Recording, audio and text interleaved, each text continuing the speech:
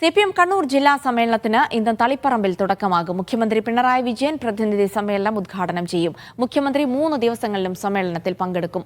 ലോക്സഭാ തെരഞ്ഞെടുപ്പിലെ തിരിച്ചടി, വോട്ട് ചോർച്ച, ശക്തി കേന്ദ്രങ്ങളിലെ BJPയുടെ രാഷ്ട്രീയ വളർച്ച, EP ജയരാജനെ കേന്ദ്രീകരിച്ചുയർന്ന വിവാദങ്ങൾ, ADM നവീൻ ബാബുവിന്റെ മരണത്തിൽ PP ദിവ്യക്കെതിരായ ആരോപണമടക്കം ചർച്ചകളിൽ ഇടം പിടിക്കും.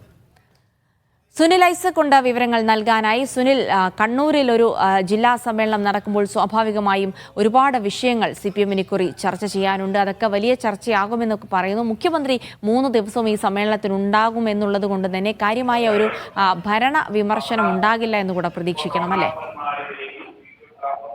ജിൽസി, മുഖ്യമന്ത്രി പിണറായി വിജയൻ സമ്മേളന സ്ഥലത്തേക്ക് എത്തിക്കഴിഞ്ഞിട്ടുണ്ട്. അതിന്റെ ദൃശ്യങ്ങൾ നമുക്ക് കാണാൻ കഴിയുമെന്നാണ് ഞാൻ പ്രതീക്ഷിക്കുന്നത്. സംസ്ഥാന സെക്രട്ടറി MP ഗോവിന്ദൻ അടക്കമുള്ള ആളുകൾ നേരത്തെ തന്നെ ഉണ്ട്. 9:30-ക്ക് പതാക ഉയർത്തും. പാർട്ടിയുടെ മുതിർന്ന അംഗവും മുൻ LDF കൺവീനറുമായ KP സഹദേവനാണ് പതാക ഉയർത്തുക. അതോടുകൂടി സമ്മേളനത്തിന് ഔദ്യോഗികമായ തുടക്കമാകും. 10 മണിക്ക് പ്രതിനിധി സമ്മേളനം ആരംഭിക്കും. പ്രമേയങ്ങൾക്കൊക്കെ ശേഷം പാർട്ടി ജില്ലാ സെക്രട്ടറി MV ജയരാജൻ പ്രവർത്തന റിപ്പോർട്ട് അവതരിപ്പിക്കും. കഴിഞ്ഞ 3 വർഷക്കാലത്തെ പാർട്ടിയുടെ കണ്ണൂർ ജില്ലയിലെ വളർച്ചയും തളർച്ചയും അടക്കമുള്ള കാര്യങ്ങൾ പ്രവർത്തന റിപ്പോർട്ടിൽ വളരെ വിശദമായി തന്നെ MV ജയരാജൻ പ്രതിപാദിക്കും.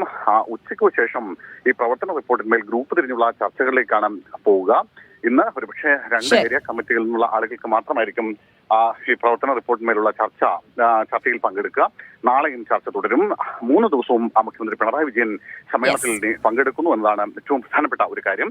അതുകൊണ്ട് തന്നെ ജിൽസി പറഞ്ഞതുപോലെ വലിയ ശക്തമായ ഭരണ വിരുദ്ധ ചർച്ചകളൊന്നും ഉണ്ടാവാൻ സാധ്യതയില്ല. പക്ഷേ കണ്ണൂർ ജില്ലയെ സംബന്ധിച്ച് പാർട്ടിക്ക് നിരവധിയായ വിഷയങ്ങൾ ചർച്ച ചെയ്യാനുണ്ട്. പ്രധാനമായും ലോക്സഭാ